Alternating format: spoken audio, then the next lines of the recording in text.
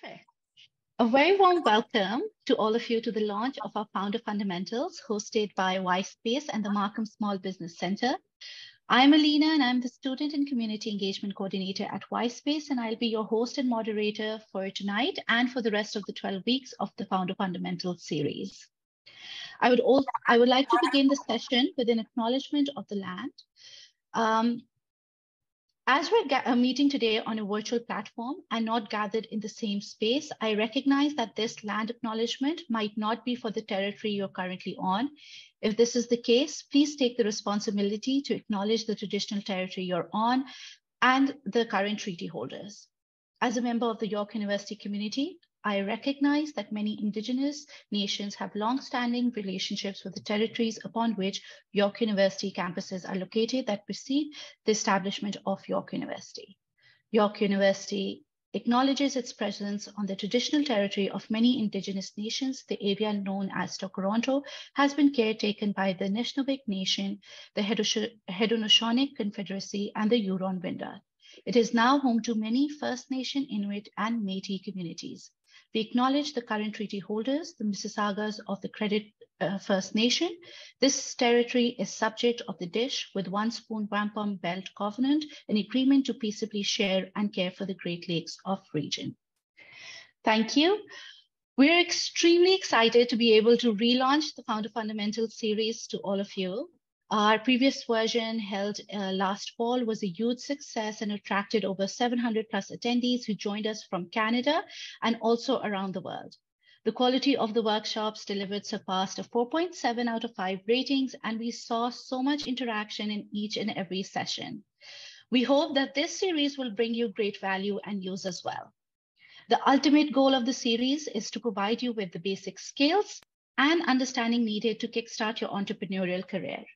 Having said that, I would like to tell you about the diverse programs and services YSpace has to offer to York University students, alumni, faculty, but also to the broader community. YSpace is York University's entrepreneurship hub, and it consists of several incubator and accelerator programs designed to support entrepreneurs from different sectors. YSpace also runs diverse streams, the YSpace Ella program that supports women-led businesses and the Black Entrepreneurship Alliance stream for Black-led businesses. Our staple programs include the Technology Accelerator program, the Food Accelerator program, the Founder Fundamentals, and the Venture Catalyst. I do want to mention here that we have applications open for our Venture Catalyst program, which supports early stage tech ventures. So founders will engage in a 6-week training and mentorship program to help validate their startup idea and bring a proof of concept to life. Participants of the Venture Catalyst program can access interactive online workshops, expert mentorship, peer support, and startup resources needed to cultivate their ideas into successful businesses. If you are interested in applying for the Venture Catalyst, the applications are open till February 5th, and I've put in a link. Nafis has just dropped a link for our applications in the chat as well. I do want to remind you that the program and services we have at YSpace are completely free and offered to the community to support and guide entrepreneurs. So I do encourage you to take advantage of all the resources that are available to you, including signing up for the remaining workshops in the Founder Fundamentals series. Those of you who attend 9 out of 12 sessions of the entire series will receive a YSpace York University Certificate of Recognition. Please keep in mind that you must stay for at least an hour in each workshop in order for your attendance to be counted.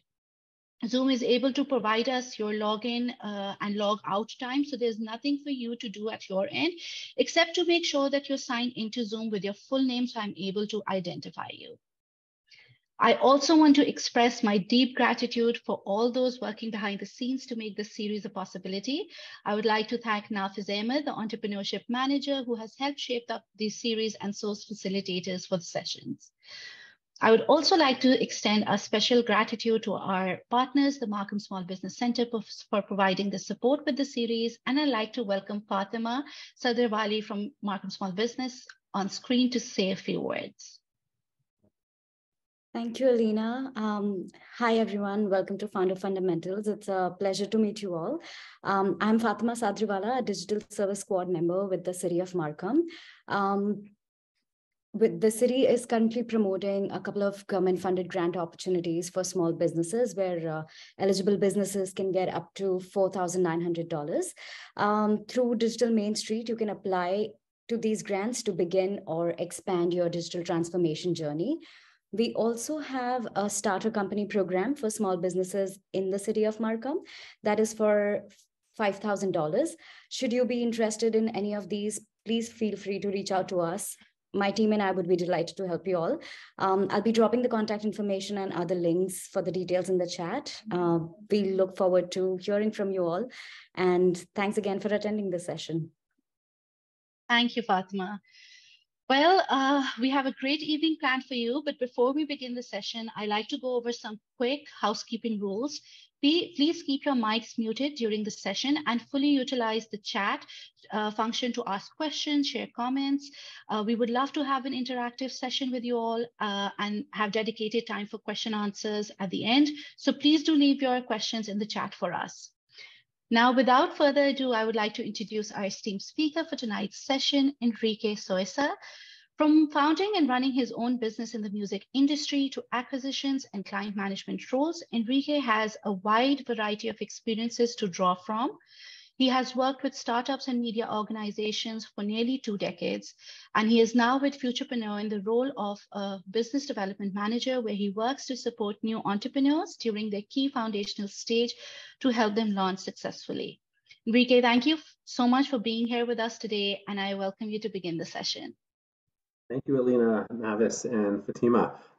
It's wonderful once again to support Y-Space and support some of the Markham entrepreneurs and beyond as well. I'm always delighted to meet and chat with new entrepreneurs, whether in a formal setting like this, or even weekends when I'm on a chairlift on a ski resort somewhere, and you never know when business comes to you, right? And so you need to always be a little bit nimble and on your toes. So I welcome the opportunity to share what I've learned and some of the tips, of course, in terms of this presentation.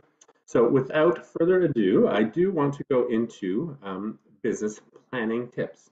So the business plan is one of the most critical documents that you will have as a business owner. They do go hand in hand with a few other documents, but we're going to focus on the business plan today. So let me share my screen with you. Okay, one moment, give me a second here. Do this here, share. Let's see. Okay, now I think I have it. Business plan writing tips and tricks. Okay, so this is the presentation. I'll just skip over the land acknowledgement. Thank you, Alina, for already giving such a great acknowledgement. Here is a little bit about myself, a little photo, and my email address, but in the chat, which I'll do that right now. Let's see if I can do that quickly without losing. Where am I here? Here we go. I want to just place, oh, that didn't work. Let me try that one more time. 1 second. I just want to drop a link into the chat here for everyone. Let's see, does that work? Yes. Okay. They can vote. I'm not sure. Okay, here we go. That's the link I'm trying to share. Lena, yeah, let's see if I can get rid of this. There we go. Okay, there we go. So if you want to get connected with myself or anyone at Futurepreneur based on geography, if you want to go through this link and register your name, that's the easiest way to get a hold of myself or anyone else from Futurepreneur. Okay. So on to continuing with the presentation, of course. So like I said here, oh, someone else, Shabazz is here. Okay, great. Okay. So we are a mission-driven organization here at Futurepreneur. Okay. Our mission is to drive inclusive equity to young entrepreneurs throughout the country. Okay. We help by providing resources, workshops, as many tools as possible to the entrepreneurs to help establish themselves with their new business. But even if they're not even at that stage yet, we can help them from the ideation stage onwards.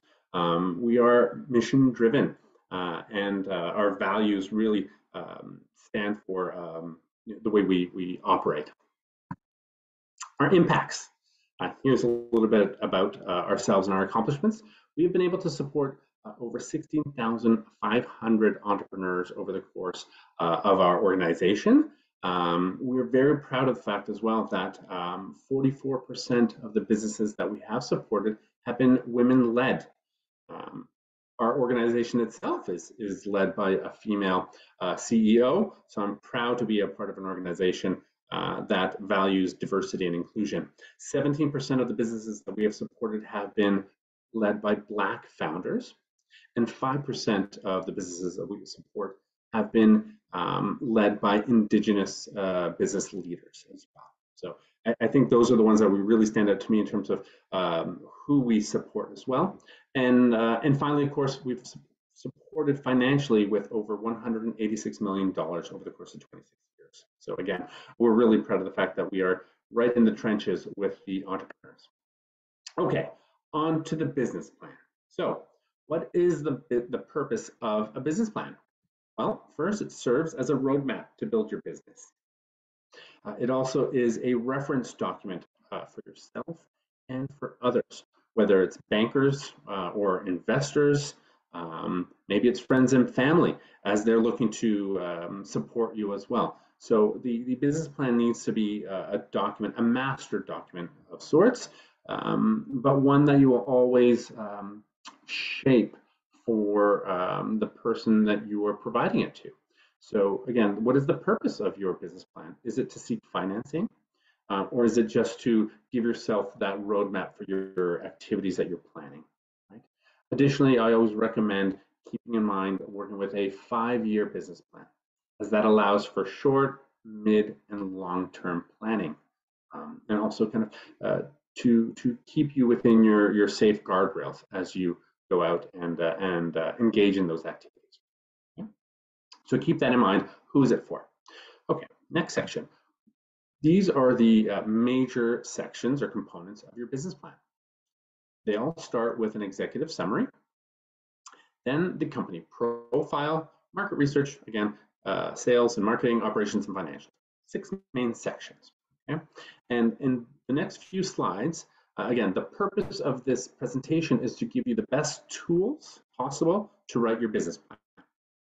So that would be the Futurepreneur Business Plan Writer. Okay. There are many other templates out there. There's different models to create kind of the outline of your business practices, perhaps. But in my experience, in my time with Futurepreneur, in my time creating my own business plan, as I was indeed an entrepreneur myself, I started my business actually. I'll take a quick tangent here. I started my business without a business plan, and that was the worst mistake I ever made, or one of the many mistakes I've made. Maybe not necessarily the worst one.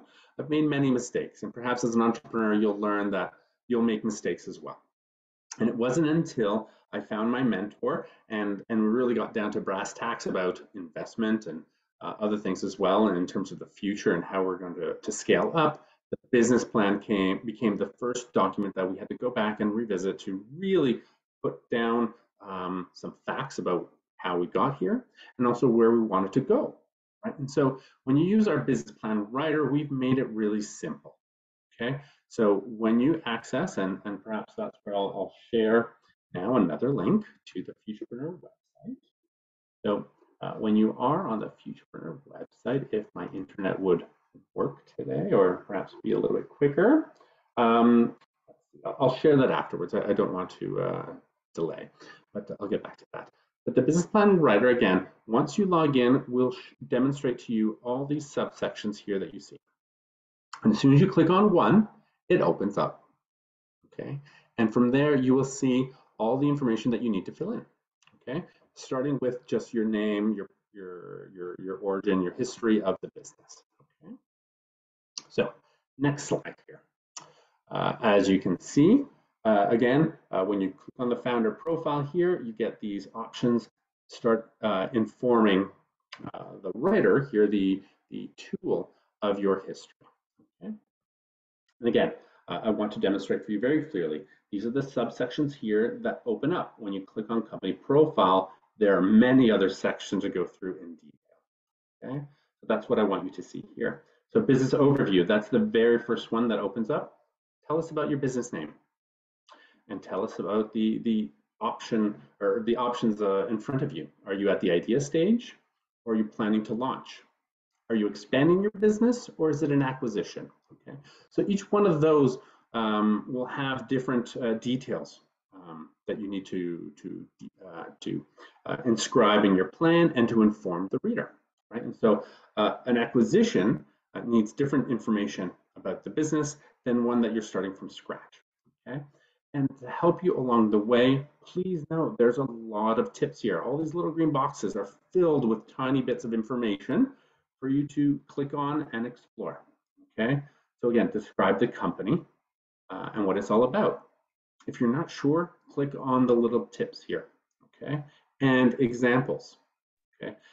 When you click on the example, there will be 6 examples buried within that little pop-up that is there. Find the one that's most similar to your business and see what you can gain information-wise, okay? Just explore, be creative, as much detail as possible, okay?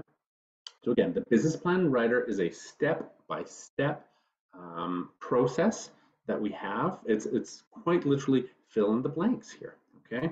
So I want you to spend the time, and this will take a few days. Maybe it'll take you longer than that, and that's okay. As much time as you need, go through each one of these little sandwich options here, expand them, and then look again, okay? So the last one, so I skipped everything over and because I'm going to talk about the actual subsections. I don't need to go and show you the website itself, okay? That you can do on your own time. I want to talk about the actual substance, okay? But I paused on this last slide here because risk assessment. This is the very last subsection within all the options that you have to fill in. The reason I stopped on this one here is because it is critical that an entrepreneur understand the worst case scenarios. Not because this is the expectation, but we want to avoid this. And we do this because we want you to explain what your plan B is. What are the mitigations that you can take to avoid the perilous steps of if your marketing plan is a failure, okay? Or if your operations or financially dwindle, right? If you have no revenues for 3 months, you're running in the red, you're bouncing checks, that might be the right time to call it quits. Now, again, don't spend too much time on this, but this is the last thing you'll need to think about, but you'll need to have something down because if something happens and it's your worst case scenario, you don't want to throw good money after bad, okay? So again, be clear that there are suggestions here that help you, that inform you, that provide that context for those sections, okay? Now let's carry on back to the writer. So keep in mind, keep your writing clear and simple, okay? 2, provide all the necessary information to build credibility for your plan, okay? That includes your company history, your personal history, your education, any accomplishments. Go all the way back, okay? Think further back to your first jobs. When I have my discovery calls or consultation calls with entrepreneurs, that's where I start. I start with trying to understand where the entrepreneur has come from and what their experiences has been. I don't need to know their business yet. I want to know you, the entrepreneur, first, okay? Because I want to, again, understand what brought you here, okay? Additionally, keep the purpose of the document in mind. Again, are you looking for financing? Are you looking for mentorship? Are you going to the bank for a small business loan, or are you going to an angel investor group in search of $400,000? If you're approaching Futurepreneur, and again, perhaps this is where I can kind of split the middle a little bit. My presentation here is based on entrepreneurs coming into Futurepreneur for financing and mentorship support. We provide up to $60,000 of working capital to small businesses. So the business plan that we encourage those to write through our writer is to achieve some level of financing. Now, the level of financing is up to you, whether you're coming to Futurepreneur or going to a bank or an angel investor group. But foundationally, the business plan will look very similar. Okay. Okay. Can I ask a question? Absolutely. Go ahead. Okay, so if I actually got 15,000 from Futurepreneurs before in like early September, can I actually apply to get more funding? Entrepreneur, no. Unfortunately, you have one opportunity, and if you're successful, you get that amount. So what I would recommend for everyone, regardless of Futurepreneur or anywhere else, be very calculated about what your financial ask is, okay? Because it's easier to ask for more than it is for less and then ask for a top up. Like in the case of Futurepreneur, we do not offer that unless you come through our Black Entrepreneur Startup Program or the Indigenous Startup Program. There we have a few opportunities, but it's always easier, again, to be clear about what the ask is. I spend my time trying to understand the entrepreneur and what their needs are. And so in my discovery calls with them, I ask them quite clearly, what is it that you need materially? What are the equipment that you need to purchase or inventory? Is there an HR situation? Again, what are all the moving pieces? Okay.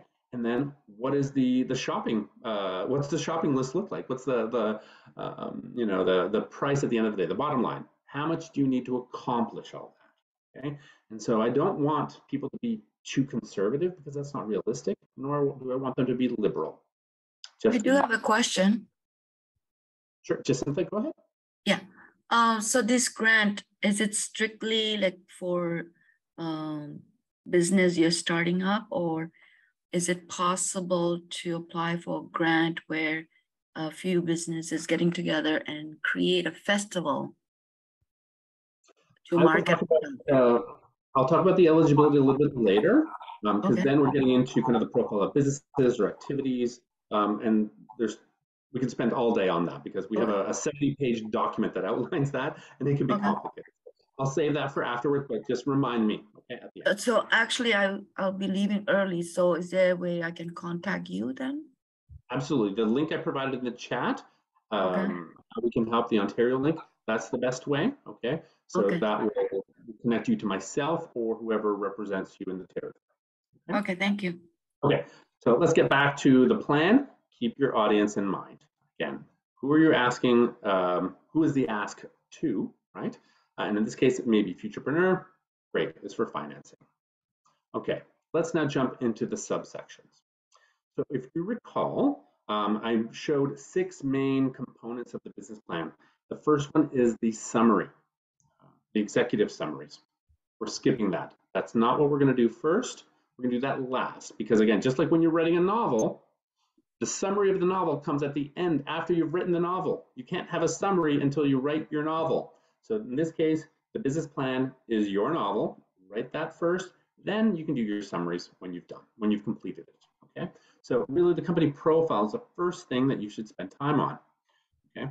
Many entrepreneurs tend to be vague in the description of your business idea. Okay.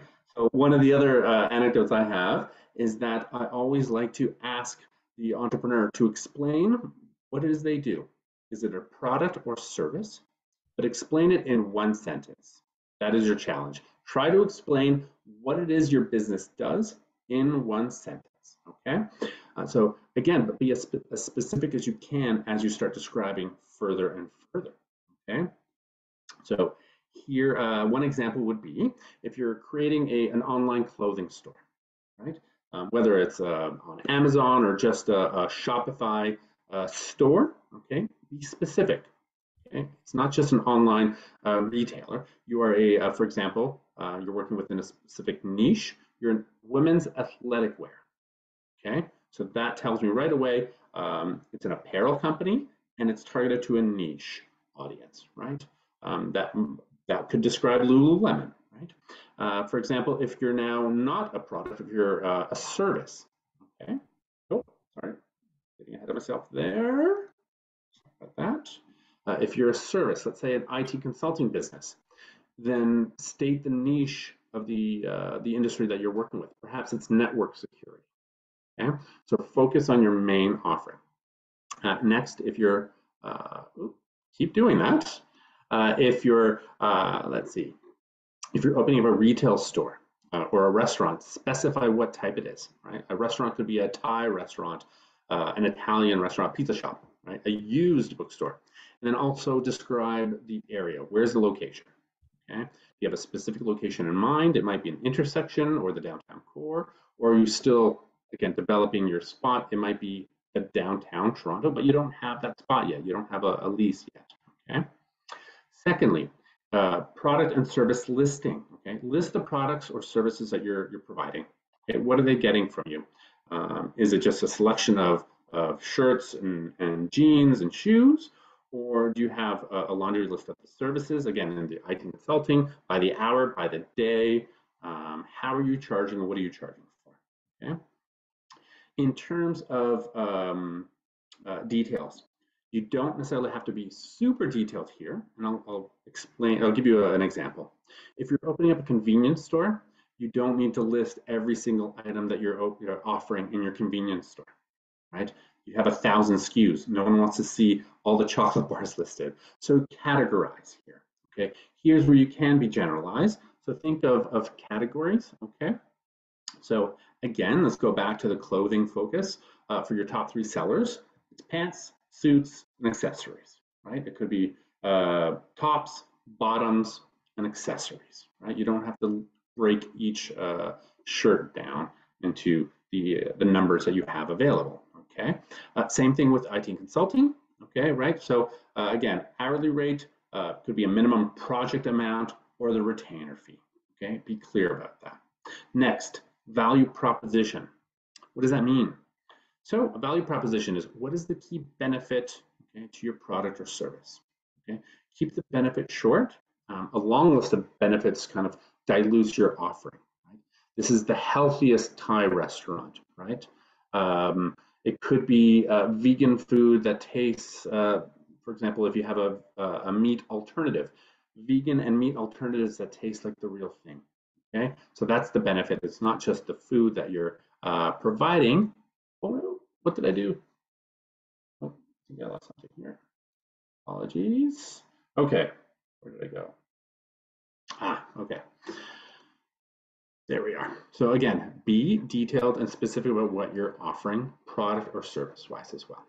Okay. Value proposition, we did that. Next. Management. Okay. This is you. Okay.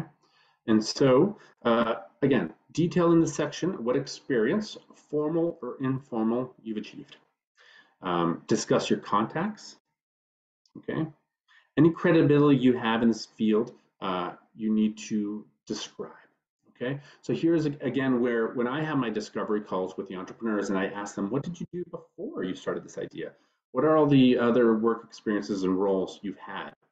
I'm listening to hear anything that has any management experience, perhaps. Okay. Here's where I like to learn if perhaps you worked at McDonald's way back in the day, right? And so that's where, again, that demonstrates perhaps the experience and the wealth of experience that you have. You've managed staff. You've been able to learn and read from a book of standard operating procedures. You've seen that already.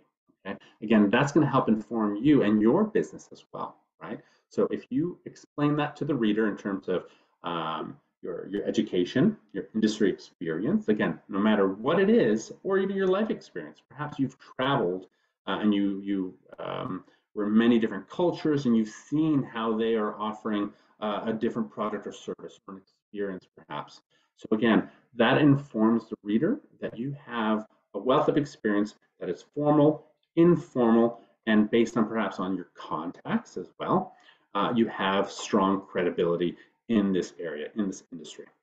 Okay, and then onto company history or the story in terms of what you've achieved so far. Okay, so explain as much information in terms of how much time, effort, and resources you've invested to date. Okay.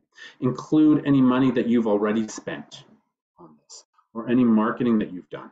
Okay, even things that didn't work out. If anything, the mistakes you've made in some of these kind of activities you may have already started will provide stronger lessons to you than a minor success, let's say. Okay. Additionally, what stage is your product or service in development at? Okay. Are you at the MVP stage? Are you in a workable beta stage? Or are you close to going to prod? That would be if you're a tech platform or a product or app. Right? Have you had some sales? Again, describe that. Are these soft sales, people that you've kind of just met along the way, or have you launched your shop and it's kind of a soft opening? Explain all that, okay? Because the reader, especially one who's in a position to provide some financing, wants to know, wants to see all the cards on the table. We want to know what we're dealing with here, so we can advise, especially if you're coming through Futurepreneur and based on how we support our entrepreneurs when they come through. This is where we also roll up our sleeves and we can give you more advice and more guidance in helping you work on your plan. Okay, so if you have sales, that's a fantastic thing. Just any information you have is fantastic. Customers testing, have you done that? Perhaps there's a customer survey or just a general survey that you've done with the industry. All that is some great information that'll help validate who you are as a business. Okay. And then finally, in this section, you may have a vision or a mission statement. Okay. Feel free to include. Make sure the overall focus of the plan is on how you will get the business launched and how quickly you will have sales. Okay. I often am questioned if the timing is right on an applicant's submission. I always tell them, be close to generating your first sales. Okay, and by close, I mean 3 months approximately. Okay, because you don't want to be 8 or 9 months out from your first sales and trying to receive financing, because then you'll be holding the bag on your repayments without any foreseeable revenues coming in. And that is the worst position you want to be by starting off in the red. Don't do that. Okay, so let's look at timing of your ask. Okay, finally, legal structure. Just explain, you know, the structure of the company. Is it a sole proprietorship, a partnership, perhaps you've incorporated? Okay, but describe why you've done so. Okay, there's no right or wrong. It's only right for you. Okay, so no need to ask me if you must be a sole proprietor or you must be incorporated. It's a case by case for everyone. Okay, so next slide. Market research. Okay, here's where you do need to spend quite a bit of time. Okay, tell us something about how the market works. Who's currently serving this market in the local area that you want to serve? So do you have competition? For example, if you have a dairy-free ice cream product, who are the immediate competitors and alternative products that customers can find, including the regular ice cream shop? Okay. I had a conversation with an entrepreneur opening up a Thai franchise, a Thai fast food franchise. And they were located in a plaza, and they said, there's no other Asian foods around here to compete with. But then I looked on the map and I could see there's a McDonald's, there's a Tim Hortons, there's a Lone Star restaurant. There's a lot of competition in the immediate area. So it's not necessarily just a like for like, it's a who's competing for the dollar of your customer. So that's your competition. Okay, explain that if you have that there. Okay. Let's see. Remember, any new product or service has alternatives, right? That's what I mean by alternatives for your services or products, right? There's always someone else who can offer something similar. Next, what is the gap that you're filling, that you're tapping into? Okay, this should tie back to your value proposition. Okay. How does your product or service fit in with the market you've described? Okay, let's go back to the example of the dairy-free ice cream. There may be some dairy-free ice cream selections in the market already, but perhaps where you're differentiating yourself is you're saying yours is much richer and tastier and is more comparable to the authentic thing, right? So re-emphasize the value proposition you've stated. That's what you can do there.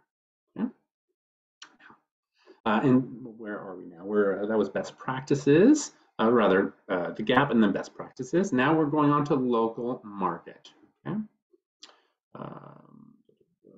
Here we go. Okay. Oh, that's not the right notes. Okay. SWOT analysis. Okay, local market. Demographic. I do need to go back here. So tell us about the area as well, besides the competitors. So demographics. Okay. How many people live in the area? What is the catchment that you're working with? Okay?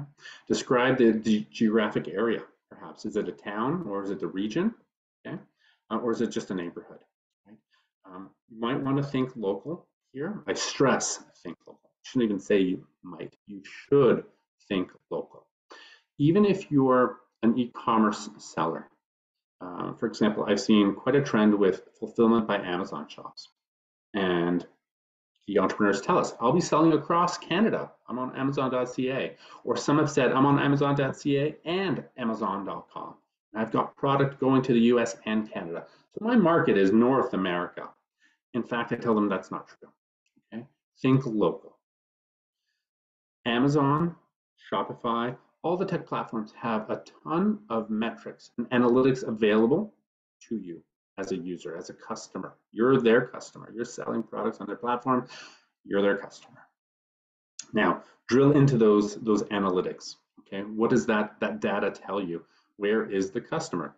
So perhaps this isn't a secret, but even on Amazon, you can appear as a local shop. So I'll tell you how. I found this out by talking to other fulfillment by Amazon shop owners, the same entrepreneurs who are coming to us and telling me how they're operating. I found out that when you list on Amazon and you have product in the warehouse, in the fulfillment center. So I'm going to use Concord in the city of Vaughan. Amazon has a big warehouse in the south part of York region. So if you have your skid of products, perhaps you're selling new coffee makers, and your coffee makers are stacked, mile high in the warehouse in Vaughan. When a user to Amazon searches for coffee makers, and they find your listing, you will rank much higher, if not prioritized, for the local user on Amazon, because it'll show up as ships within 24 hours, or it will be delivered within 1 to 2 days. That is an advantage that you have compared to another entrepreneur who's stocking product all the way in Vancouver, right? And so if they're in Vancouver, that product's not going to land into the GTA homeowners, front steps for a week. Your product stocked in Vaughan will appear and rank higher. So take advantage of that. Okay, learn about the locality that you're stocking your product, and then react based on the information that you gather. So once you've had your sales and you start looking into those analytics, and it tells you all your sales are coming from the GTA and Montreal and Vancouver, then suddenly those 3 markets are your local markets. Right? So again, learn to inform yourself based on the experiences that you're having. Okay, so that's sorry yes. to interrupt. I think there's a question. An attendee has raised their hand. Yeah, that's myself, Fiaz. So sorry. I mean, it was an interesting topic about the local market, and I mean, I own a business that I've been in operation for the past 2 years, and we are a 100% e-commerce business. And as you said, I pretty much always mention in any conversation that we do sell to North America, as we are selling across US and Canada. And the thing is, most of our orders do come through pretty much the 3 main provinces, which is Ontario, Quebec, and BC.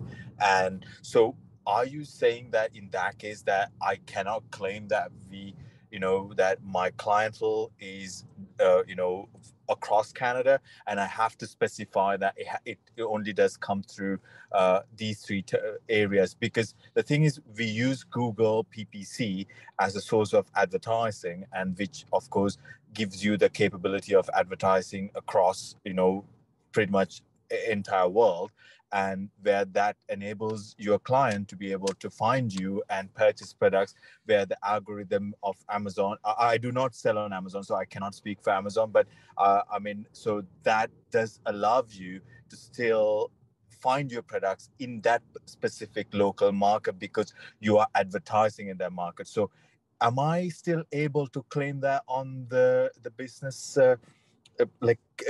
Can I say that, or is that something Absolutely. So here's what I tell an entrepreneur such as yourself who is telling me they've had 2 years of sales.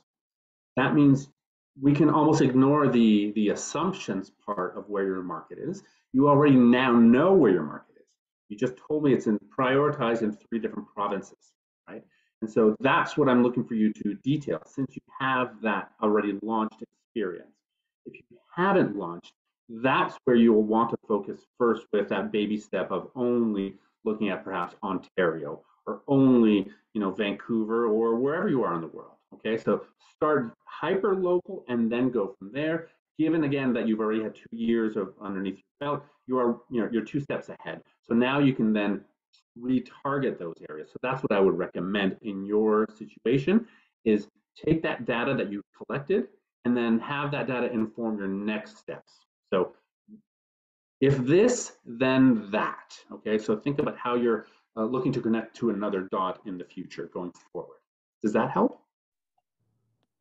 Yeah, and that definitely helps because as we speak, we are in the process of expanding to the United States. So, so that's exactly where it applies to, like, because I do not have that data about the US. So I cannot tell you, like, I know these are the states that are really going to perform or something. So that's an assumption that we're going to make.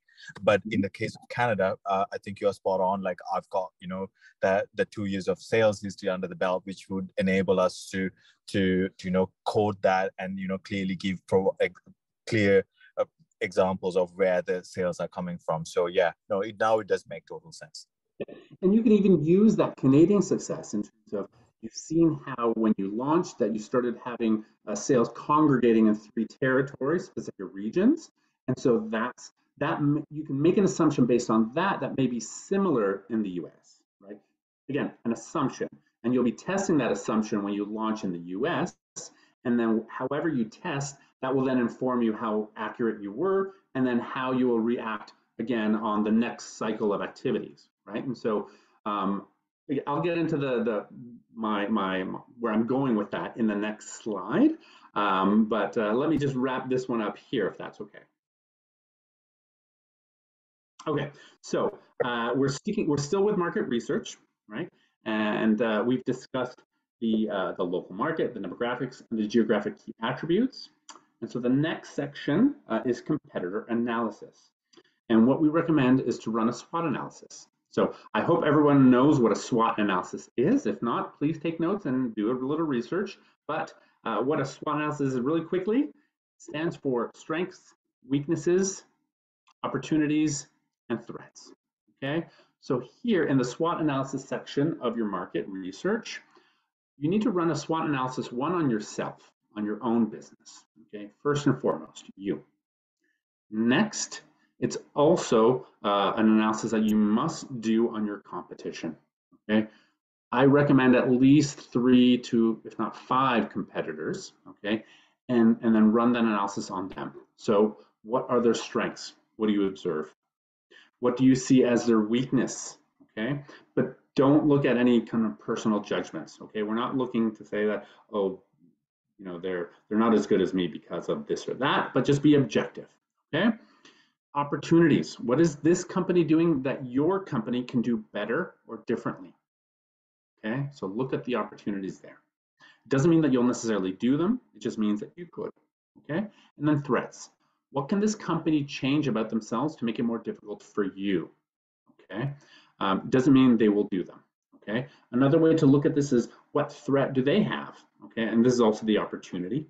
When you say they, excuse me, they means the competition? Your competitors. That's correct. So again, one SWOT analysis on yourself, and then 3 to 5 of your competitors, you're also analyzing them. So when you look at the threats and opportunities to your competition, what you're doing is you're also demonstrating to yourself what opportunities you have. So what threat does your competition have? Perhaps they lack in customer service.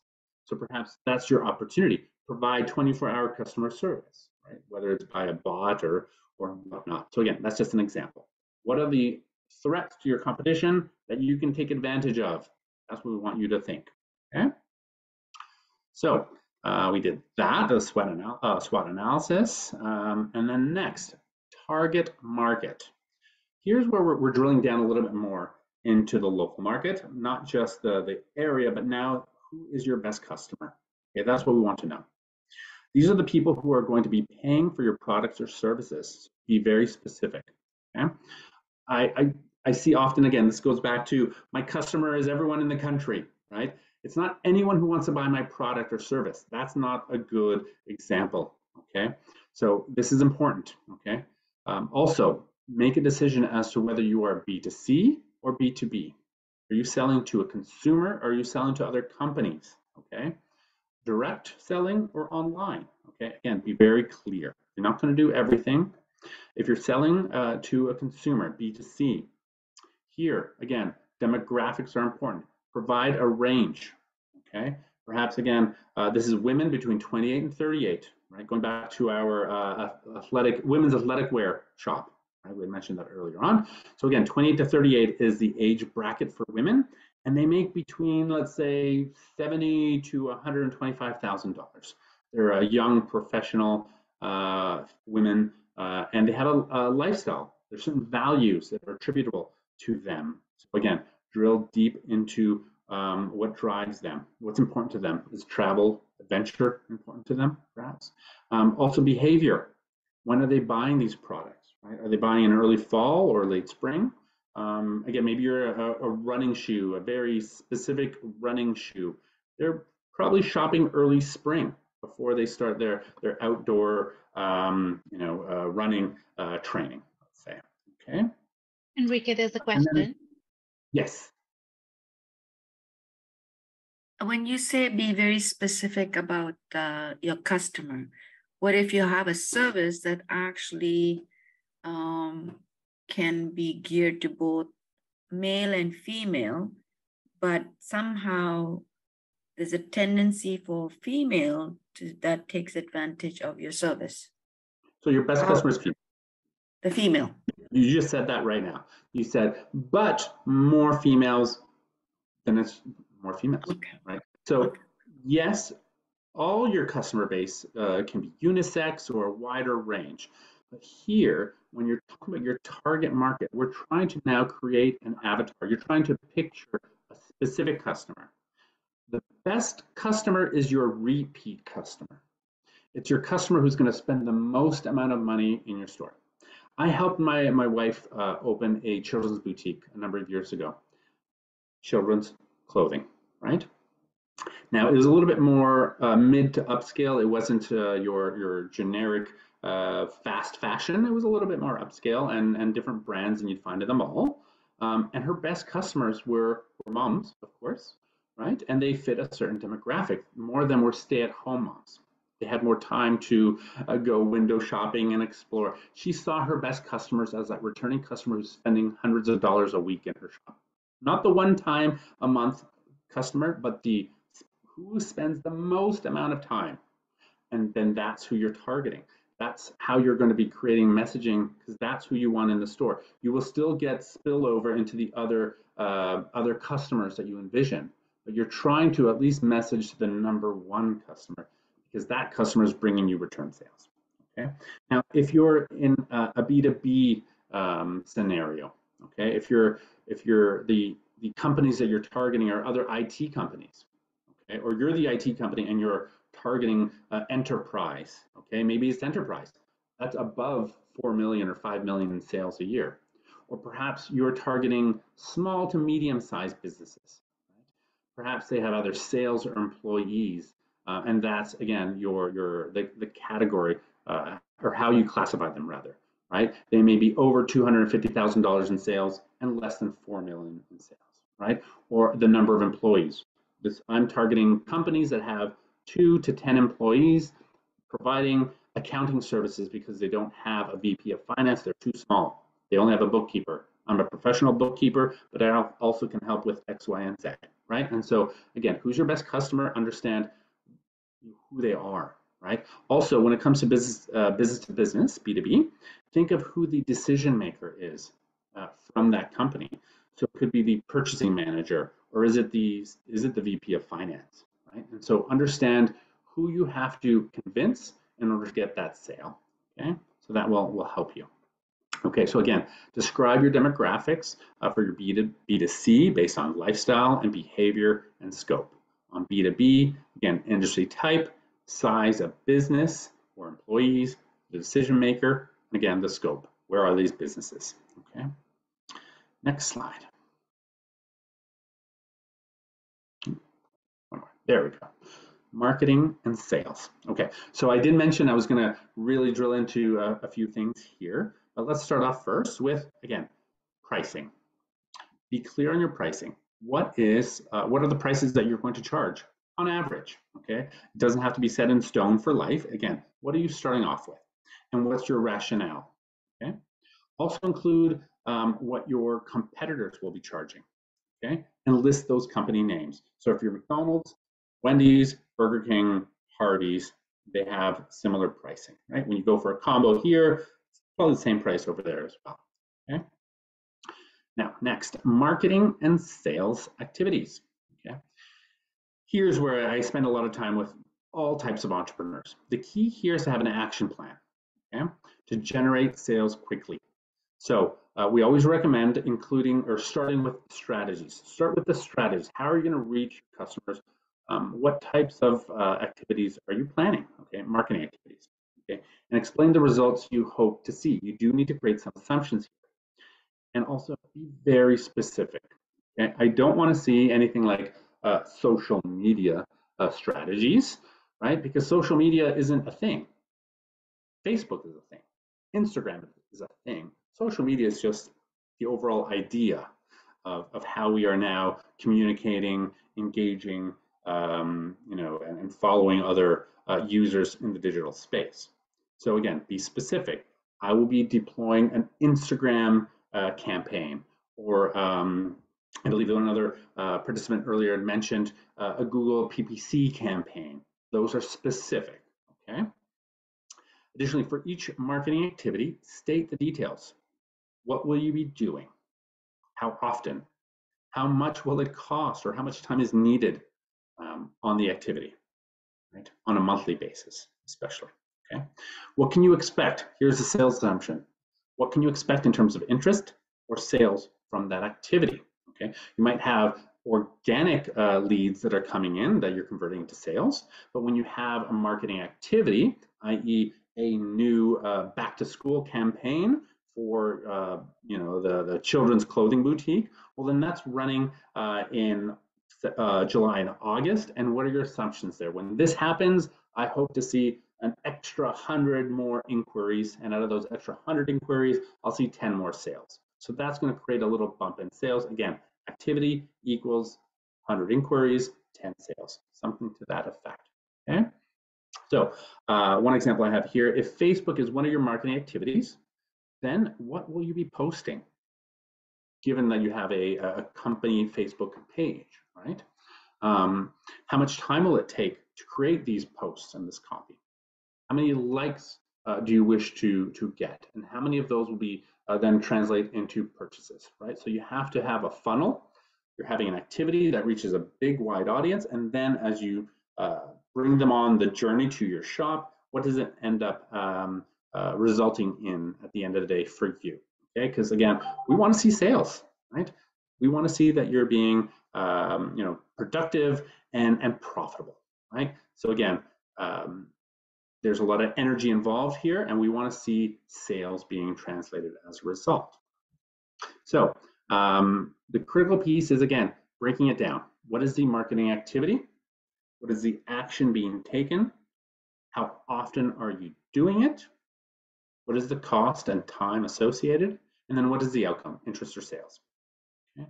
That's what we need to see for each one of those activities. Okay. So again, let's say you're in direct sales, small and medium-sized health food stores. The action taken is you're going to visit the stores and speak with the managers and owners in person to sell your new salsa, let's say. You're meeting 16 stores a month. So that's easy to break into, 4 per week, 1 per day with room for 1 day off. Again, easy to track and keep yourself accountable. Okay, the cost is you're providing samples, and those samples cost $70 a month to you. And to do this, you're going to devote 20 hours a week, including the follow-up. Okay, the interest or the outcome afterwards is that after each of every 4 stores you visit, 2 stores are interested, and for every second interested store, they will buy on average 1 case, $125 worth, 4 new stores a month. That's what your outcome is. So again, you're starting from the wide activity here, and then you're providing some assumptions and outcomes based on those activities that naturally results into sales. So list that in your marketing plan. Okay. You can also list an existing customer base that you have. So again, if you have 2 years of results, fantastic.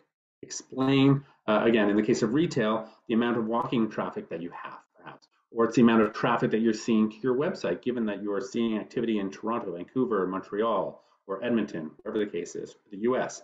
Again, explain that detail there. So then when you get into the actual details about the activity, what's your marketing budget, right? And what's it for? Again, be specific. Additionally, now, I want to see these goals and timelines applied to your marketing, but also overall to the business, right? So there's goals and timelines that that every entrepreneur should establish for themselves. So the more goals you have in a shorter timeline, the easier it is for you to track and hold yourself accountable, right? So list the goals that you have for your activities again, and establish those goalposts to measure by. Right? And then finally, for your business itself, overall, we want to see some big goals as well, right? So perhaps you want to see $60,000 of sales by December 1st. Right? That's one goal.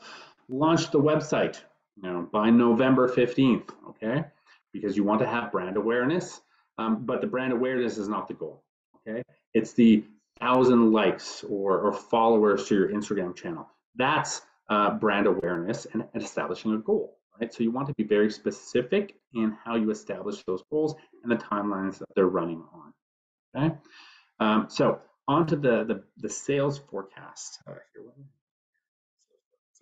Again, I think I mentioned that as well. If you're running your busy season September to December, that's a busy season. Slow season might be the summer. Again, your average sales may go up or down based on the natural kind of ebb and flow of your business, but also again on your marketing initiatives. Okay, if something is happening, explain that. Are you attending a trade show? You'll have 1,000 new leads. Okay, great. So I'm going to explain what the outcome from that is going to be. Okay. Let's see, and then SMART format. I won't take a poll, but I do encourage every single one of you, if you're not familiar what SMART goal setting strategies are, please look that up. Okay, so SMART format is an acronym. Okay, it stands for specific, measurable, achievable, relatable, and timely. Okay, so specific.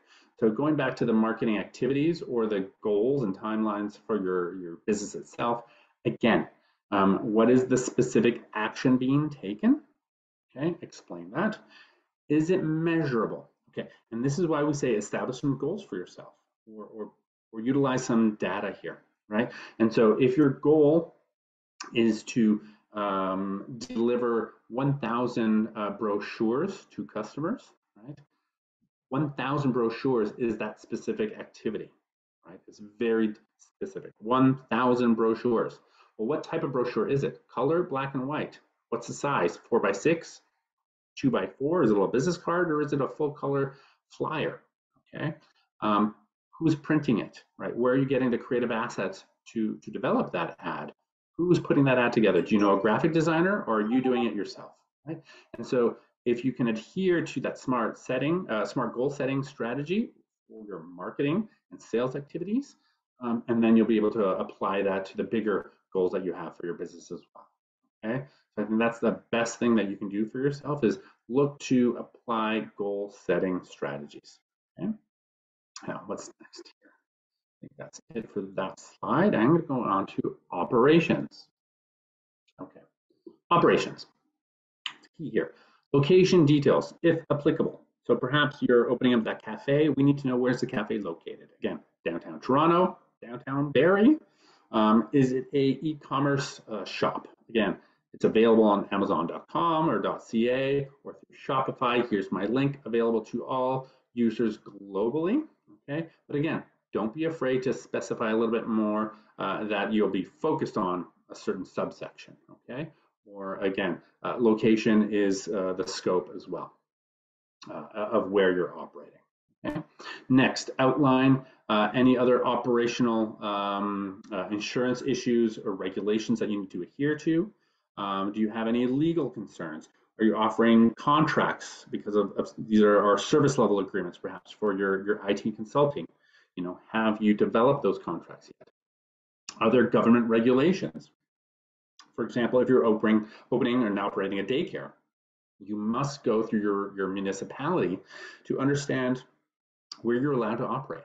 You can't have a daycare just anywhere, and so there are rules and zoning bylaws that you must adhere to. So outline that you've taken steps to either learn and mitigate any factors there, or if you've already checked the boxes, you have your contracts because you have a lawyer already hired or on contract. Government regulations, perhaps you've already worked with the township and you have those identified. And again, you've developed that information for the reader. You've done your due diligence, okay? Additionally, operations. Do you have or foresee any additional hires in terms of staffing? Will they be permanent or part-time, or will they be contractors? Again, if you're bringing in new staff at some point, explain it, give it some details, have a plan for it, okay? So that way it's not a question of, well, how much are we paying them? Once you've crossed that threshold of needing to hire staff, it should be in your plan, okay? That way you can budget for it, and again, see if you're going to be on track to be able to do that, right? Because if you haven't hit your certain goals and objectives in order to hire that staff, then no need to, right? Again, explain it in the business plan, here in operations, okay? Next, let's see here, location details. Yeah, we went over that. Back to location details. One thing I forgot to mention, if you are operating a physical location, then you might want to also mention, again, perhaps something like the square footage or why you want to be there. Also, if you have secured that lease, explain any of those issues or concerns or how much you're paying, right? Explain if you've secured a lease that it's $5,000 a month, because when we look at your cash flow later on, then we want to see the same figures there. We want to see the connecting of the dots, okay? Let's see, let's go back to the human resources. There we go, we did that. Process and production, okay. What else can we discuss here? Do you need inventory? Okay, so in order to start your business, maybe you need to go and acquire some materials, right? Whether you're a contractor and you're buying some drywall or some lumber, or you're ordering, a container of product from China or from overseas, wherever, and it will be landing. You need money to buy $15,000 worth of inventory, right? And you're explaining that. So list the costs to make those purchases, right? Or the shipping or the storage fees on your product. Okay. Additionally, are there any markups associated? What's your markup? Right? What are your costs associated with making a sale, even, right? So that then goes into your process and production, or your customer experience roadmap. Explain how that works. Explain the process by which a customer sees a sale. Okay. What else? Once the customer buys from you, is there something else that happens? Again, is there a service agreement afterwards, or will there be a return customer? Again, what is the expectation there? Be very clear. Next in operations and production, suppliers. Who are your key suppliers? Okay, and why did you select them? Okay, are they the best suppliers of your coffee beans, or are they the cheapest coffee beans you can find? Right? Again, why did you choose these suppliers? Name them. Okay, this is your network, right? The people that you're purchasing product from. If you're describing to the financer, so a futurepreneur or an angel investor who's in a position to provide that financing, again, be specific. Who are these people or these companies? Right? You can't just say I have a supplier in Pakistan for materials, right? For fabrics. That won't work because you're asking us to just trust you that you have someone. List the name. Okay, list the company. We want to see that you have a firm grip on your suppliers. We can look that up and agree, wow, you have a fantastic supplier there. Okay. Next, in operations, also mention some form of risk assessment. Okay, in your marketing, you can talk about what of your marketing efforts aren't working. What's your plan B? Okay, in operations, what will you do if you cannot deliver on what you promised? Okay, that's something for you to understand as well. Okay, be honest, show your vulnerability. Again, I mentioned it earlier on when I showed that the first slides of our business plan writer. And people tend to skip over this part because they see it in that negative lens. Okay, and I understand that, but any work that you sacrifice here in risk assessment will be compounded if it actually happens down the road. Can I give you an example? When I went into business, I was in the entertainment business and I started a record label with some partners. Fast forward, after we launched, we were quite successful at launch. We won some awards, had some great artists and sold records. We launched in the US and we started having international development as well and looking at international artists. But there came a point where we started having some creative differences between myself and my other business partner. And the one thing, and here's where I say, I neglected to assess the risk involved with a partnership. When we incorporated, the one thing that we didn't do, or one of the things that we didn't do, was add a shotgun clause. Shotgun clause is similar to a prenup in a marriage. Everyone goes into a marriage thinking we're going to be married forever and have, 4 kids and a white picket fence and a home in the suburbs. And you envision that beautiful image you've had, right? But sometimes things don't work out, right? Just like in a marriage. And if you don't have that prenup, well, then you're going to have a messy divorce settlement because now you've grown your house and your family and you have cars and a vacation home. How do you split that up? That goes to court. It's really messy and really expensive. It's no different in a business. When you have a partner, just have a prenup. And that's called a shotgun clause. Discuss it with your partners. See what it's going to take in terms of how to evaluate the business, what's the valuation of the business, that is, rather, and then what is the mechanism to split the shares and someone else to have full ownership or to relieve the person of their ownership. Okay, that is just a mechanism you need to create, write it down, and then forget about it. Don't go back, no need to revisit it all the time. You took care of it at the beginning so that you don't have to worry about it down the road. Okay. What else? What else can I mention? Again, also in risk assessment, financially, please be as objective as you can about yourself and at what point you may have to close the business. Again, this is a negative. People like to skip over, but we want you to make sure that you're not throwing good money after bad. Okay, so this means that let's say you're in the negative, had 3 or 4 months of consecutive losses. You haven't turned a profit, your bank balance is in the negative now. It's time to shut down. Right? You need to have that line drawn in the sand that if you hit this mark, that's it, shut it down. We tried, sell off the assets, pay off any other creditors, and on to the next venture. But be honest here, okay? Let's see what else. And that's it for risk assessment. So you can do that, you're well on your way. Okay. Next, very simply, it is the summaries. So after you've spent hours and days on our business plan writer and you've gone through all the subsections, filled in as much detail as possible, now you can go back to the summaries, okay? So again, here, you're just writing a paragraph on the company profile. You're just writing a paragraph on the market research, on your marketing and your financing summary, okay?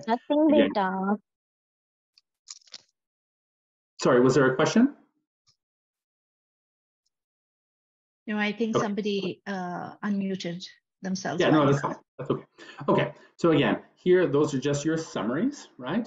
And if you have additional information, here's where you should also consider adding it as an appendix.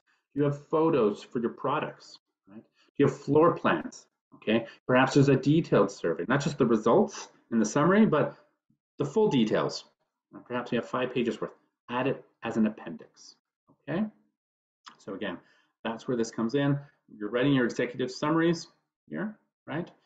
This comes last, or sorry, comes first, but it's done last. Again, write short, concise paragraphs summarizing everything.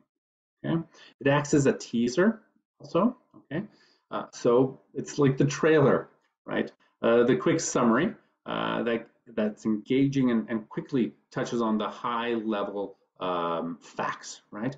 The company profile, how you got here, and what you're trying to accomplish and solve. Right? Market research, who are your customers, and where are they, and what's the opportunity there, right? Marketing summary, how are you going to engage and get those new customers quickly, right? And what will that mean financially, right? You'll be able to deliver those financial results because you've established those goals. If all this happens, you hope to have $500,000 of sales within your first year, right? So again, you're making those assumptions and then bringing us that that final teaser, right? In terms of you know, what you are selling, who are the people behind it, you know, and who is the market, all the way down to how much money do you will receive as a result of your business, but also how much money do you need? Again, if this is for a financing ask, at the end of the day, I want to see that if you're coming to Futurepreneur asking for $60,000, you know, what's the outcome? Right? You're engaging these marketing activities and it's going to cost you $40,000 and you've bought your inventory and all that. And then that's going to translate into, is it $500,000 worth of sales? How do you break that down as well, right? So, not excluding your expenses, right? So your finances include how you're spending money and not just what you're receiving, okay? So some tips, write in the third person.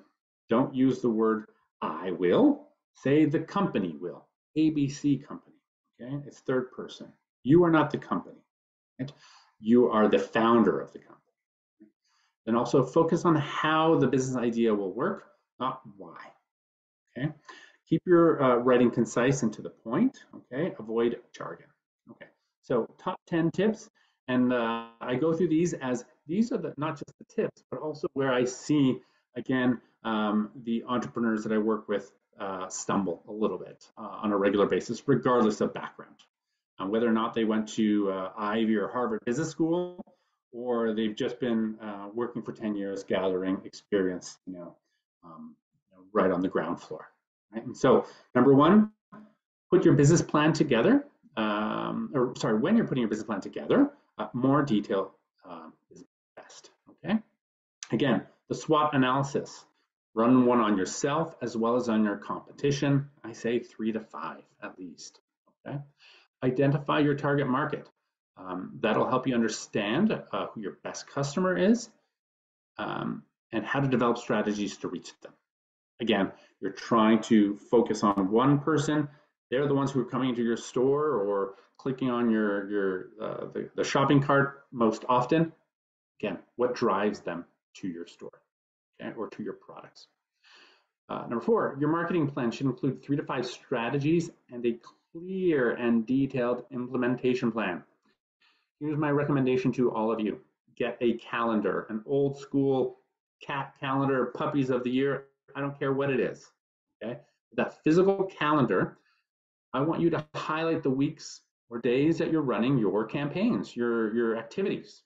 Then work backwards because you're going to have a timeline to accomplish that. To get it running by September 1st, you may need 3 or 4 months lead time. So when I was in the music business, I ran a record label and we had albums coming out on a certain date. September 21st is the release date. Hot off the presses, new album coming out that date. That's when my marketing is also miraculously running on digital campaigns. So that day, that release date, people will see my ads running as well on the websites that they visit. Now, in order to have those ads running on the date of my release, I had to set those up a month before with the vendors, with those websites or the magazines and whatnot, or maybe perhaps even 2 months before. So I had to send them the artwork, I had to send them the creative and the copy, and the link back to my store all in advance. So I had to start working on it 2 or 3 months ahead of time, right? And so you need to develop that and have that understanding of how long is it going to take for you to execute on that idea. Make sure you have, again, a detailed implementation plan. That's a marketing plan, okay? Hold yourself accountable, add dates, use a calendar. 5, process and procedures. It's important, okay? Be sure to include details on the entire process from client intake all the way to the end of the transaction. Okay.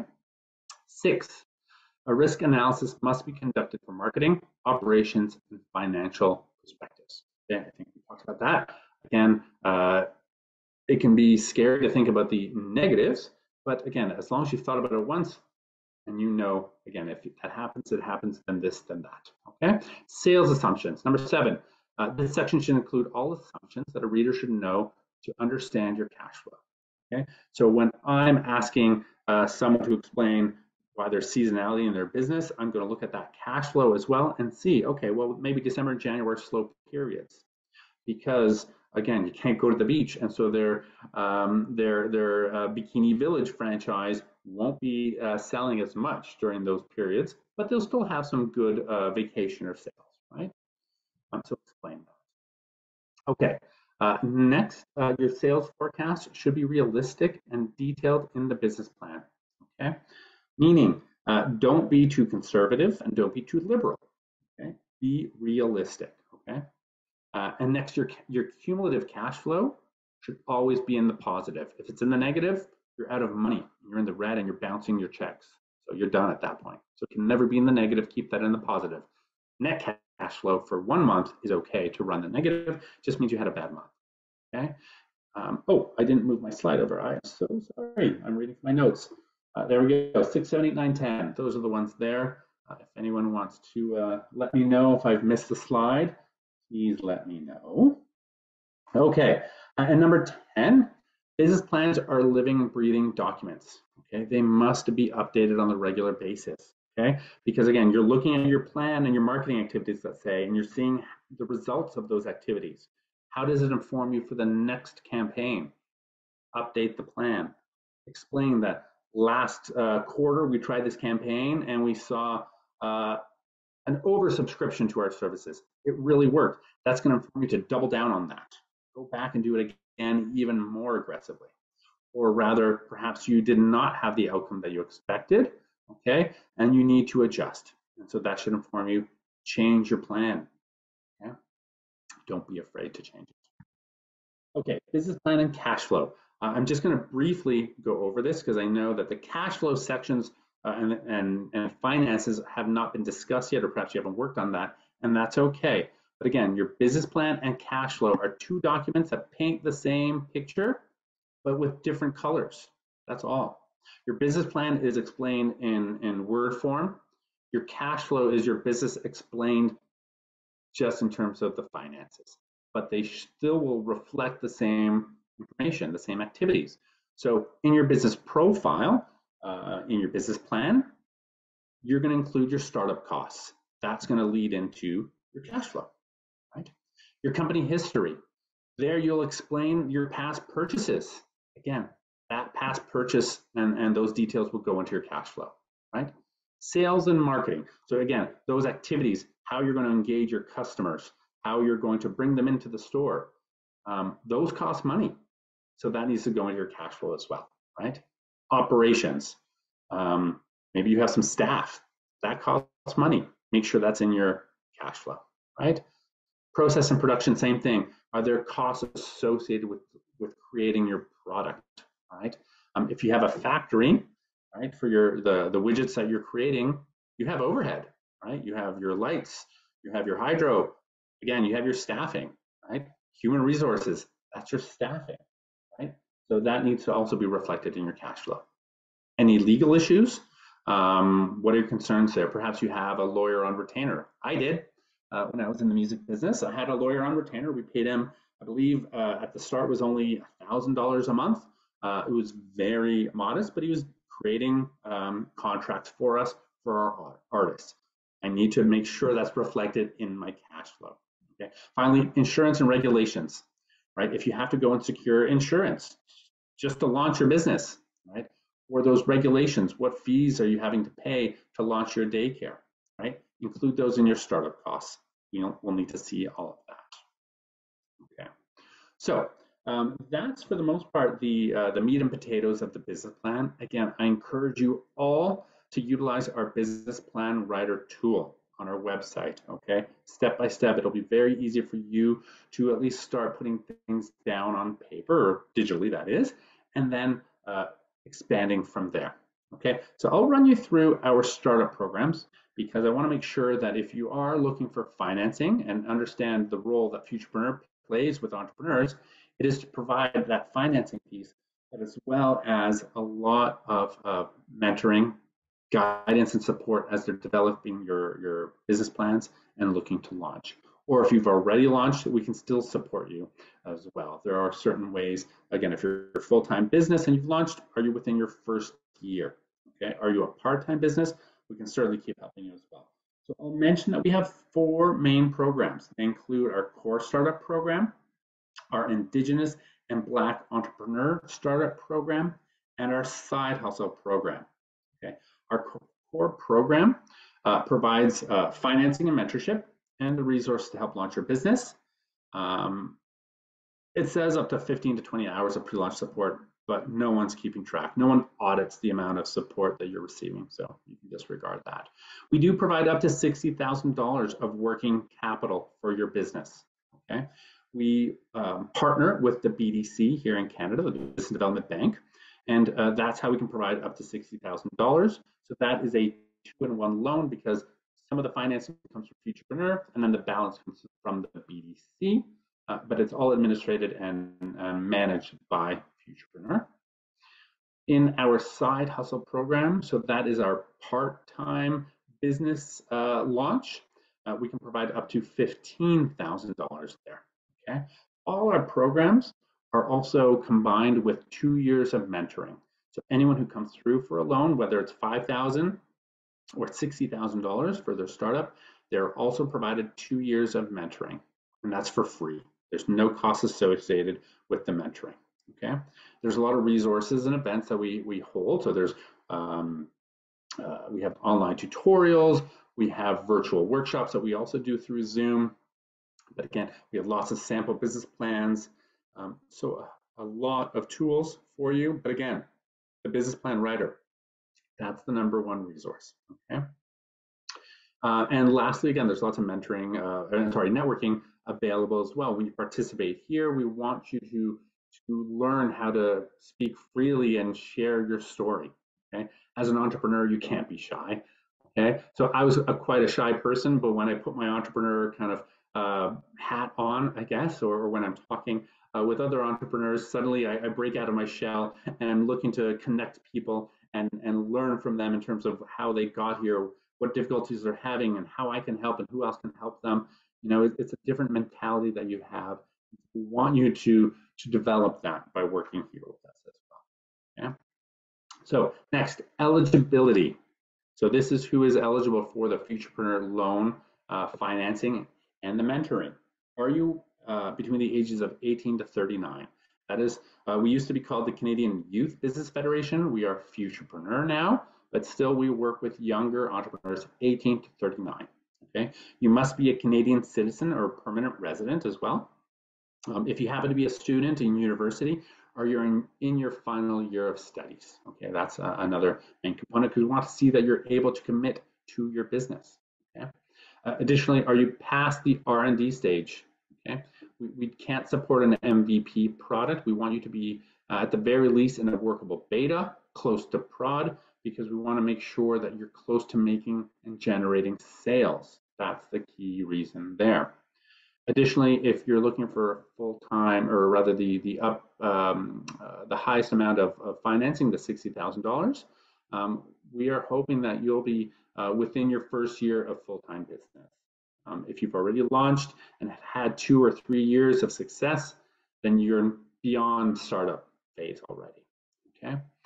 Next, for our traditional or our programs that I just mentioned, they all come with that mentoring. Okay, I've got a question for you over there. Is that okay? Yeah, well, one quick second. Let me just get through the eligibility and then I'll let you carry on. I scratched these off because I was anticipating that some of you may also be curious about the Y-Space Accelerator program. So if anyone ends up being a participant of the Accelerator program, these don't apply, and that's why I scratched them out, okay? But otherwise, they would apply. You will get to work with a mentor, and you do have to have that business plan completed. Okay, so question. Yeah, I'll go in fast. So the question was, you mentioned that you have to be a startup in order to apply. And so if you aren't a startup, you are like, in my case, we've got like about 2 years of business in operation. So I wouldn't be eligible to apply for a Futurepreneur financing program. Is that correct? Not necessarily, no. So I would still encourage you to register and to have that first discovery call with us. And I'll explain to you why. So the first, business at less than 12 months of full-time operations. That's a little vague because how do we define full-time operations? Okay, here we can allow for a variety of different permutations. So for example, perhaps you registered your business as a sole proprietor or a partnership 3 years ago and you've had great sales, but you did not incorporate. As soon as you incorporate, you're a new business because that is the launch of a business. That's a creation. You've incorporated. You qualify. Okay? The clock starts at 0 as soon as you've incorporated. Let's say you incorporated 3 years ago and the idea sat on the shelf for 2 of those 3 years. And then the most recent year, as you decided, oh, I've got this numbered company that I created a number of years ago. I thought it'd be consulting or I thought I'd do something. I didn't do anything with it, but now I've got my idea. And I've started working on my idea and I've made a few sales here and there. But when we define full-time operations, we want to see that you're making legitimate revenue that can sustain your business, that it has enough to cover your expenses of the business and pay you a salary. That to us is the definition of full-time operations. If you've not achieved that for a sustained period of time, you're still in your startup phase. You're still considered soft launch, or test phase or whatnot. So I encourage everyone, no matter how much time you spent on your business, let's have that call. My role here at Futurepreneur is to find how you do qualify. I want everyone to be eligible. Okay, so I want to have those conversations to learn. Again, we're really looking more so at sales, right? We're looking at when have you achieved enough sales that you're on your own, you're good, you're floating, you're not just floating, you're accelerating, right? You're seeing those sales come in that can bring in more staff, bring in more inventory and scale up. That is when you've hit full time. If you have a full year of that, then we can say that you may not be eligible. But really we need to discover that first. Let's have a phone call. Okay? Thank you. Any other questions on eligibility?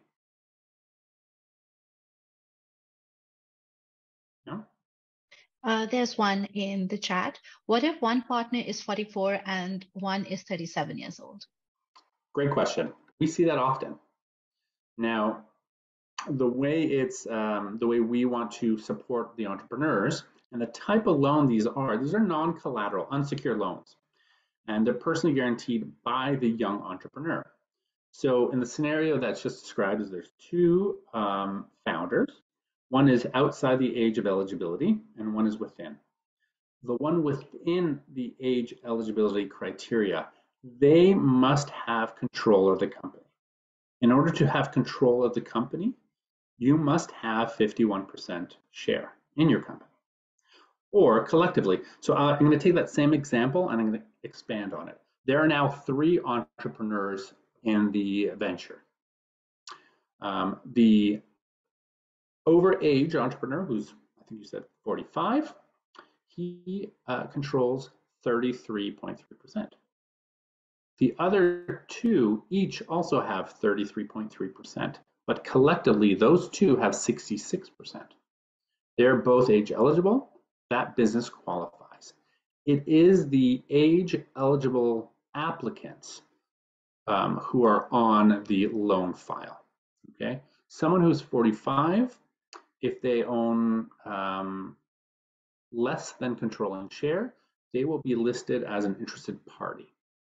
Okay, they are privy to the business, and the due diligence that we do will look to understand the full scope of the entrepreneurs, the founders, but it is the age eligible applicants 18 to 39 who must have collectively at least 51% share in the company. Great, thank you, Enrique, for answering that. And just building on that, there is another question that is this funding a form of a loan with interest or a grant? Yes, it is a loan. Okay, so with Futurepreneur, we are a loan provider.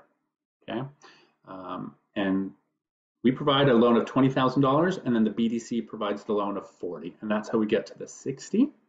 If you happen to be a Black entrepreneur, the numbers are reversed.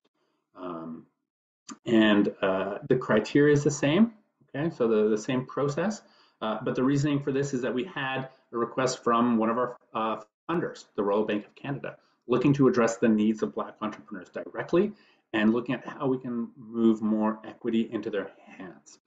So we have a little bit more allowance in terms of where the money comes from. It's just a little bit more advantageous for those entrepreneurs, but it is a loan with interest.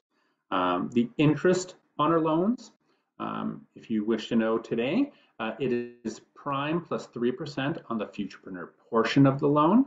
Okay, so the first $20,000 is prime plus 3. With today's math, that's 9.45 if I'm not mistaken. Okay, on the BDC portion of the loan, the 40,000, they provide that at BDC floating interest rate, which is their way of saying variable, plus 1.65. The math on that today is 10.2. Okay.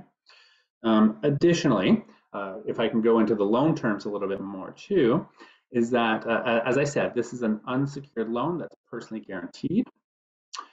On the main program, main 3 programs, the term of the loan is for 5 years on a monthly basis, so that's 60 months. In the side hustle, it's 4 years term, monthly, so only 48 months, but the funding there is capped at 15,000, not the 60 available to the greater program. Additionally, all our loans see repayment in year 1. So in year 1 of your loan repayment, you'll be paying on the interest only. It is in year 2 onwards where we shift the principal. That way, year 1 is that softer period of launch. We don't want to burden you with the highest loan repayments. So that's why we shift the principal into year 2. So it's the same obligation over time. You just have easier payments in year 1. Year 2, it kicks in full. Any other questions about the loan or the financing? I think we're good for now. Okay. Sorry, Rebecca is asking, are there any funding opportunities for those of us over 39? Over 39, there always are. Not with Futurepreneur, unfortunately. Again, we are mission driven for youth entrepreneurs. But I would say investigate, depending on where you're located. Meet with Tiffany, right, at the Markham Small Business Center. They have their grants there for starter company. Right? Meet with perhaps the community futures offices that are scattered if there's one in your region. They also have some financing options. And so often, for example, I also have entrepreneurs that come and they require $350,000 to start their business. And what I tell them is to go and secure that financing that they need that will bring them closest to the total, and that we're here to provide the additional 60 once they're ready. So if they need, 290 in total, they can count on us for the 60, but go and secure the 230 elsewhere because that's going to be harder to secure. Okay. What else? That's all I can think about on that. The mentorship. Okay. So every loan that comes through is provided mentorship for 2 years. Okay. This is just as valuable, I'd say, as the loan because the mentors themselves, they're there to support you in your weakest areas. Okay. So we want our entrepreneurs to be honest with us, to ask us what they're looking for in a mentor. And we always tell them, you're only as strong as your weakest link. So tell us where you need that additional support. Okay, we can find mentors specifically to address those areas of weakness. Okay. Additionally, when I mentioned other resources, we have the Rock My Business series. These are a fantastic workshop. There's 3 of them. They cover the ideation stage, the business planning, and the cash flow prep. So it's very literally built for supporting you as you come through and apply, right? So if you're not sure about, how your company is going to look, take the ideation workshop. That's the very first one.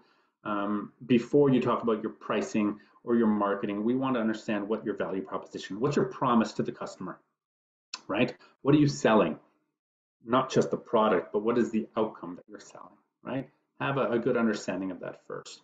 Then take the second workshop on the business plan. Again, it's guided by our entrepreneurs and residents. They have years and years of experience in helping workshop and develop business plans, and also helping you understand what your mindset should be as you're drafting these documents. And the third one is on the cash flow. It's going to demystify the whole process altogether. If you do come through to Futurepreneur looking for financing, we have an Excel spreadsheet, quite literally the cash flow template to utilize, already formulated. Fields are locked in place. All you have to do is start dropping in the values. It'll do all the calculations for you. Quite simple. Okay, so you develop those, and then the process here at Futurepreneur, I think I skipped over that slide perhaps, is that again, bring us your documents and let's workshop them. Let's look at them. Let's evaluate them before you submit, okay? Because I want to help you. I want to make sure that you have the strongest application possible before you submit it, okay? And that's where we really love to work with our entrepreneurs, helping understand where they are and what their needs are, and trying to fill that need with a little bit of financing and the guidance in terms of how to go out and achieve that, right? So I think that is it on the presentation.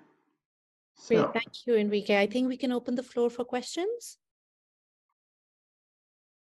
absolutely. Perfect. There's one question in the chat from Nikki. What are the timelines for the decision to shut down? Because cash flow can be poor, but you can be very close to success. Right. So that is one where, it's not a simple answer. It's going to be unique for everyone. Okay. And really what you need to do is have a firm understanding of your cash flow. Where's your money coming in and where's it going? Right. What are your expectations? So if you know and you're comfortable, and what I like to recommend is maintaining at least 3 months worth of expenses, okay, as your working capital, right, and your cumulative cash flow, right? So that's your bank balance. If you have and can maintain your expenses and you can run for 3 months without a single sale, that's the sweet spot, okay? Because the opposite is also true. If you run 3 months in a row with 0 sales and you had that security blanket of 3 months revenue, you're good to cover that 3 months. But if you don't have anything beyond that, you're done, you're cooked, right? So that's what I tend to recommend. Now, it's not a hard and fast rule for everyone. It depends, okay? So build out your business plan and see what it informs you in your cash flow. Are your revenues too low? Because suddenly you realize you're starting quite lean. That's going to tell you right away you should probably ask for more money. And to go back to Hamshram's question earlier about the financing, that's why it's so critical to make sure that you start with a good understanding of where you're starting from. How much money do you have and how much money do you need? Be honest with yourself. Okay. There's quite a few questions in the chat, I think. Alina, which is the next one? I don't want to skip anyone. Yeah, Milad's asking, is it necessary to build a prototype of the product before business plan in tech, let's say for finding the investor? Yes, I would say a prototype is going to be key. Now, it can be an MVP. For going to an investor, like an angel investor, they will have a different timeline or a scale of time that they're working with you and their expectation on when they're going to see a return. Futurepreneur doesn't have that concern, right? We're a loan financer. We're not taking equity.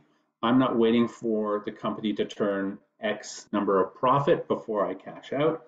I want to see that you're able to pay your expenses. Pay your expenses and then pay yourself a reasonable salary, enough that you can live on, okay? So I don't expect entrepreneurs to say that they're not going to take a salary for 1 year.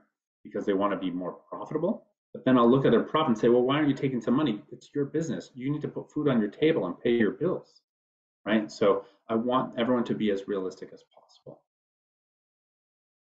Okay. Perfect, thank you. Another question is, will the entrepreneurs get the mentorship from the same industry or from a different industry? Right, so here's where it's important if you are coming into Futurepreneur for financing support. We want to support you where you need the most amount of support. So in the process, once you've applied for Futurepreneur financing, there is another questionnaire that's provided where the entrepreneur will explain their vision for the business. Where are you going to take this in a few years' time? Also, explain to us what your skills are. Where are you strongest? We want to hear about how what your area of expertise is, right? And then third, where are your weakest areas, right? So we're here to support you, and they always say you're only as strong as your weakest link. So tell us what your weakest link is, okay? So again, looking at your strengths, if you're in IT consulting because you're a network administrator and you know 4 different, Python and C++ and all those other programming languages and whatnot, and again, you're in IT consulting. So it wouldn't make sense to provide you a mentor who also has their expertise in IT. That would be redundant.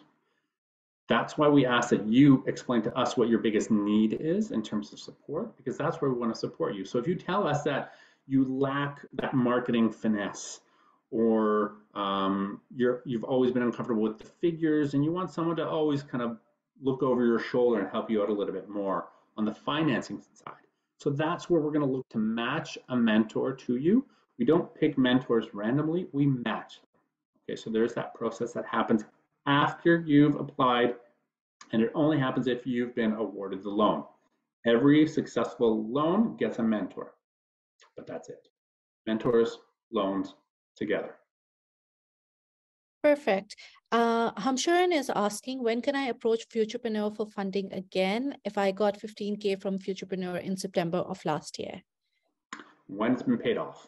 Once you've redeemed, and if you're still within our eligibility criteria, yes. Otherwise, I would recommend that you would go to the BDC. So now that you have a year's or year or two's worth of success, if you did not access BDC financing, right? So Hamshram, again, you don't have to explain right now, but if you didn't touch the BDC funds, you're able to go to the BDC directly, okay? And they'll be able to help you. But traditionally, again, it's a one-time shot with Futurepreneur. We want to help you launch. So if we've provided you that figure for support, and you're coming back for more financing, then the question is why. You're no longer in your startup phase. We need to look at other options, but we can have that conversation as well. All right, great. Penny is asking, can I develop my product first and then look into marketing sales using the finished product as evidence? Yes, but that would only slow you down, I would think. Obviously, you want to create the product at that time scale. You can always consider and do that market research alongside. There's no reason to delay the market research because the market may change. You may have competitors that come in. So for example, I had a candidate, or rather someone successfully come through and receive their financing for their product, and they explained it to me. I saw visuals and whatnot, and I was excited for them because it was a product that actually spoke to a few of my colleagues as well. There was some general interest, I suppose, in the product. And then not a couple weeks later, I was on Instagram, and I'm scrolling through just as everyone does, and I saw I wouldn't say identical product, but a competing product in literally the same space, and it's already in market. And so if I'm that entrepreneur that I've supported with that financing, I need to look at the competition that just beat me to the market by a month or two and then react quicker, right? And so if you're waiting to create your product and then doing the market research, you're gonna not notice that someone's already passed you right by. Yeah, very well said. Edward has a question back to the loan situation. If 4 co-founders own 25% each and 2 of them are above 40, the company won't qualify, will it? Correct. They will not. You must have 51% within the age eligible candidates. Got because it. they have, and let me explain why. Okay. The people that we're providing that financing to, we need to know that they have controlling stake in the company. If they don't have control, I might give them a loan and then they could be shoved out of the business. They don't have the power to execute on those ideas that they just told me they're going to do in the business plan, right? So that's why we seek that 51%. That tells us they're in control of their business. Perfect. Mary is asking, what are the chances of getting funding for a translation company? Chances, I don't make bets. I don't gamble. So I really couldn't tell you what the chances are of that individual circumstance, right? It really comes down to the plan. It's the business plan that will inform the viability of a business. That's what we're looking for. We're looking for viability, right? Feasibility is a different word, right? Is it feasible that a translation business will be successful? Absolutely.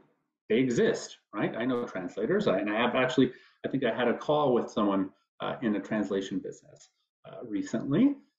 But again, that's not the question.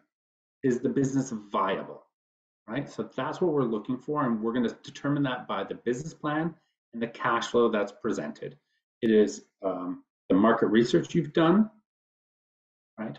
The sales process and production that you're outlining in terms of how you're creating your product or service, your marketing activities and those strategies that will inform you of how you're going to operate, as well as the production process, how you're going to be achieving these goals you've outlined. That speaks to the viability, and that's what we want to discern from the application. Perfect. And Edward's also asking that, can you share the contact info slide again? I also want to make sure I provide the business plan writer. I dropped in the link for the business plan writer in the chat. Oh, in the chat? Okay, yeah. Perfect. And what I'll do is I will email the link to everybody tomorrow when I send a recording of this session along with the resource back. Okay, perfect. Sorry, can you repeat the question, Alina? I just mentally had a brain fart there as I was looking at the plan writer. No, Edward was just asking, can you share the contact info slide again? Ah, yes. Okay. Go, copy paste. Okay, where's my chat?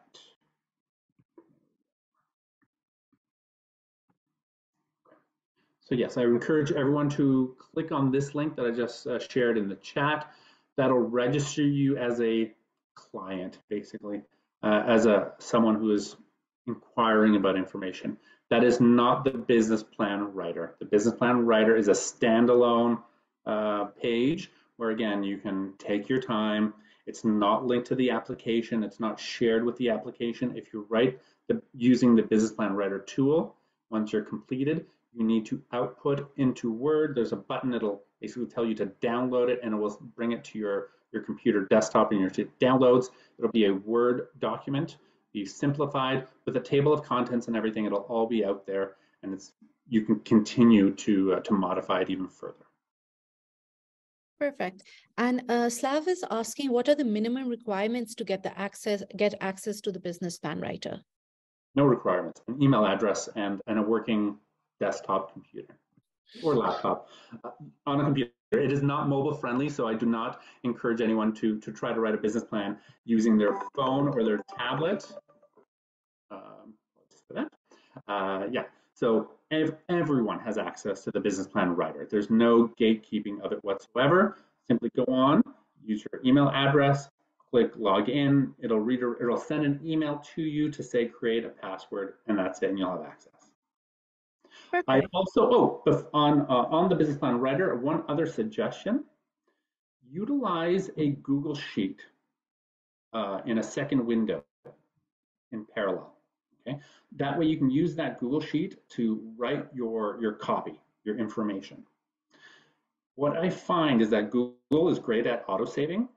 Our website can be, I wouldn't say it's temperamental, but people can have issues with a website in terms of hitting save or going to other sections and bouncing back and forth and doing their market research. And if you write some information down and go into another module and you haven't hit save, you may lose that information. I'm always fearful of users saying, I wrote my business plan, it took me 2 days or 3 days, and now it's all gone because they didn't hit save, right? And so I highly recommend using that backup function that that Google Docs can provide of just auto-saving all the copy you have, copy and paste at your convenience, hit save, it looks great. You can go back and work on the next question and keep going. Perfect. That's a great tip. Thank you, Enrique, for that.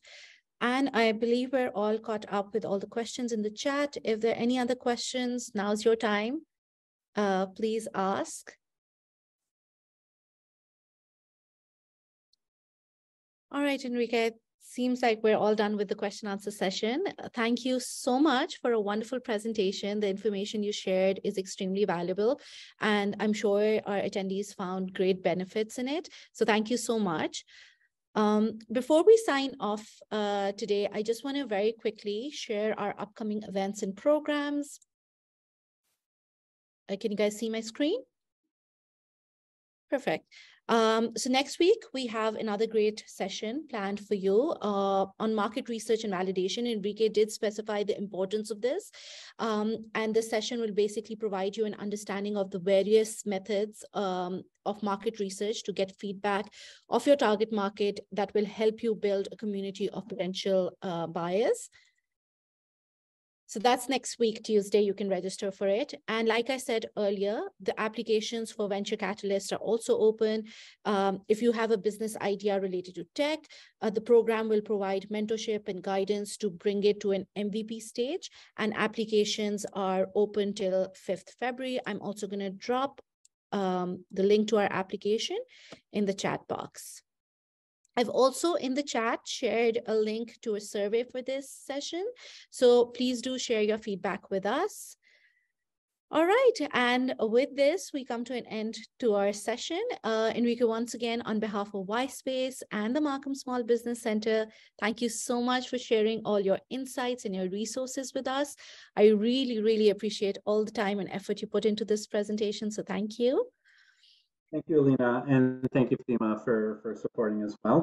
And I want to thank everyone for joining today. The business plan really is the first major step you'll be taking, and you just have to start somewhere. It can be as simple as just jotting some notes down, but then once you start working with the business plan writer, it really does keep you in that specific lane. There's lots of guardrails there, but don't be afraid to explore. And I also tell people, here's another tip. There's no bonus points for originality, okay? Go with what's tried and true already. And test it. If it works, great, run with that. You don't necessarily have to reinvent the wheel when it comes to promoting, marketing your business. Again, go with what works, what brings you revenue, okay? So it's great to have lots of fantastic ideas and have all the light bulbs go off, and I could do this and I could do that. But that's also how you lose focus. Keep focus, think simple, okay, in terms of the number of activities you can do, right? You only have so much time in the world as an entrepreneur, right? So make that manageable, establish some goals for yourself, and applaud your goals as you achieve them. Don't forget to pat yourself on the back as you hit those milestones. It's important to keep motivated and just move forward all the time. It's not anyone who's failing, it's just the plan or an activity that has failed. There's always another opportunity to learn from that and keep moving forward. So keep applying that to yourself, and I hope to hear from many of you. Okay, I'd love to learn more of your personal stories about your businesses and to hear how I can support you. So thank you so much. I'll leave you with that. Thanks, Alina. Thanks, everyone, and hope to hear from you. All the best. Thank you, Enrique. Thank you, everyone, for joining us today, for your questions, for the conversation. I hope to see you all next Tuesday. Thank you, Fatima and Markham Small Business Center. Thank you, Nafis. Good evening, everyone. Take good care.